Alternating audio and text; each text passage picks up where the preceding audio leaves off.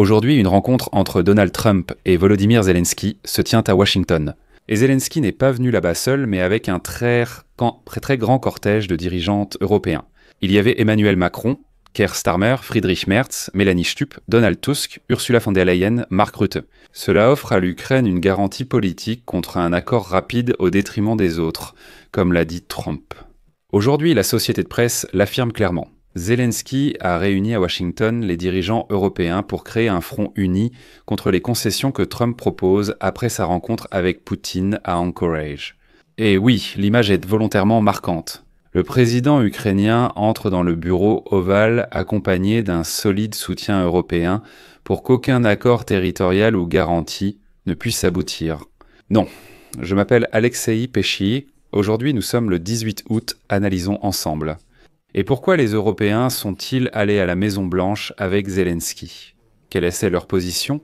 Et seront-ils vraiment une garantie pour Zelensky que Trump n'imposera pas une quelconque exigence de Poutine? Avant de commencer, je vous demande de vous abonner à la chaîne, de mettre un like, d'écrire n'importe quel commentaire et surtout de vous abonner à ma chaîne Telegram Pesci News. Le lien est dans la description de la vidéo. La position officielle de l'Europe était établie par un document difficile à interpréter autrement. Dans la déclaration du Conseil européen, signée par Macron, Meloni, Merkel, Starmer, Stubb, Tusk, Antonio Costa et von der Leyen, il est affirmé « L'Ukraine a besoin de garanties de sécurité en béton armé ». Il ne doit y avoir aucune restriction concernant les forces armées ukrainiennes. La Russie ne peut pas opposer son veto à l'adhésion de l'Ukraine à l'Union européenne ou à l'OTAN, et seule l'Ukraine décide de son territoire. Les frontières ne doivent pas changer par la force. Et comme vous le comprenez, c'est vraiment une formulation très claire qui indique que Volodymyr Zelensky n'est pas seul dans sa position. On ne peut pas conclure un accord de paix en abandonnant simplement, en fait, les territoires ukrainiens. Pourquoi les Européens sont-ils venus à Washington avec Volodymyr Zelensky? Parce que, malheureusement, la rhétorique américaine a changé. Reuters rapporte que Donald Trump, avant sa rencontre avec Volodymyr Zelensky, écrit sur Truth Social que Kiev pourrait arrêter la guerre presque immédiatement. S'il renonce au rêve de l'OTAN et du retour de la Crimée, et accepte un accord de paix sans cesser le feu.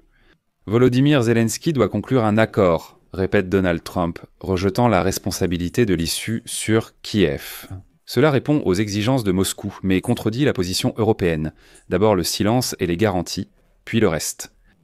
Et voici la politique à ce sujet.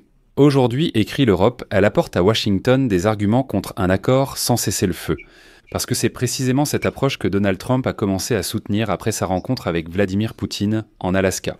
Et selon des sources, Vladimir Poutine pousse à l'élargissement du contrôle de la Fédération de Russie sur tout le Donbass, y compris les zones que la Russie n'a pas réussi à occuper. C'est une provocation pour Bruxelles et Kiev.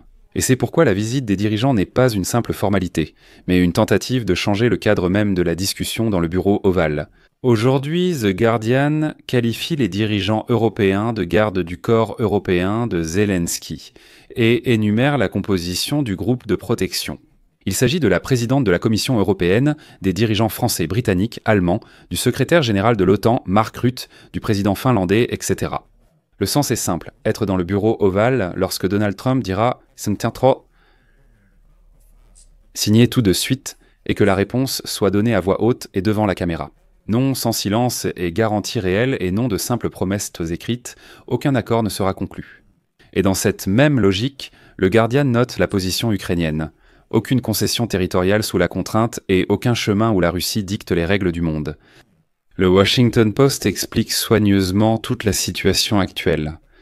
La rencontre est à haut risque. La Maison-Blanche doit montrer des progrès vers la paix et le président des États-Unis veut un accord rapide, surtout après l'accueil fastueux de Poutine par les Anglais.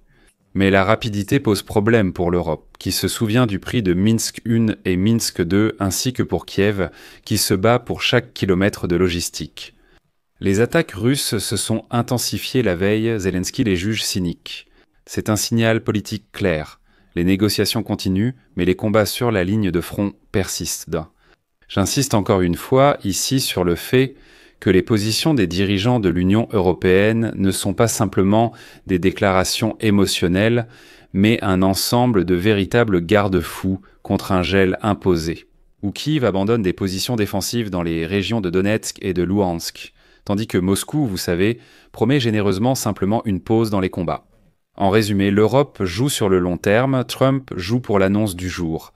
Il a besoin aujourd'hui de déclarer que nous avons tous atteint la paix. Cependant, il faut admettre que la position et la détermination européenne ont des défauts. L'Europe n'a toujours pas de plan cohérent si les États-Unis se retirent. Voilà le point faible de ces mêmes gardes du corps, comme les appelle le Guardian. Les Européens peuvent faire pression par des mots et des symboles, mais rien ne garantit qu'ils remplaceront vite et totalement le soutien militaire américain à l'Ukraine en cas d'échec.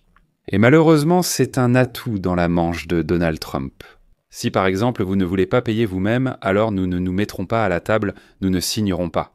Faites pression sur Zelensky aussi et que Zelensky signe déjà ce que je propose.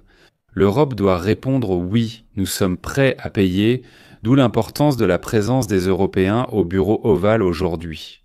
Parce que les Européens ont accepté la formule de Trump selon laquelle ils achètent des armes américaines pour l'Ukraine. Les Européens ont dit « La question concerne l'architecture de la sécurité européenne, pas seulement l'Ukraine. » En conséquence, oui, nous sommes prêts à payer. Ensuite, la question se pose à Donald Trump. Est-il prêt à continuer de vendre des armes aux Européens pour qu'ils les transmettent à l'Ukraine ou pour lui-même ? Est-ce que cela deviendra si fondamental d'ici octobre, lorsque d'ailleurs le prix Nobel de la paix sera annoncé, de déclarer qu'il a obtenu la paix ? Et dans cette détermination, n'ira-t-il pas jusqu'à prendre des mesures radicales allant jusqu'à geler, voire arrêter la vente d'armes aux Européens pour l'Ukraine ? Et ici, bien sûr, un contraste apparaît. Vous savez, il y a des citations et des déclarations d'Européens et d'Américains. Par exemple, Trump déclare que Zelensky peut mettre fin à la guerre presque immédiatement. Cette phrase donne l'impression que tout dépend uniquement de Zelensky.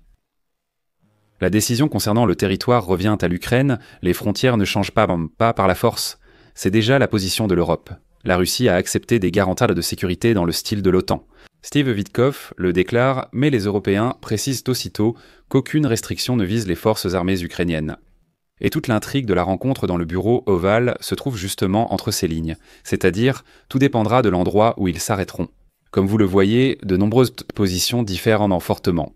Si l'Union européenne maintient sa position dans le bureau ovale, ce ne sera pas seulement une victoire diplomatique pour l'Ukraine. Ce sera, vous savez, un signal d'alerte pour Poutine, qu'il n'obtiendra pas une paix à bas prix. S'emparer politiquement de ce qu'il n'a pas obtenu militairement sera impossible. Si la position de l'Europe s'effondre, eh bien Moscou reviendra à la guerre avec de meilleures positions, malheureusement. Poursuivons donc le suivi de la réunion à Washington. Je mets pour l'instant des points de suspension ici. Donnez votre avis en commentaire sous la vidéo. Abonnez-vous, activez la cloche et mettez un like. C'est tout pour aujourd'hui, à bientôt à tous.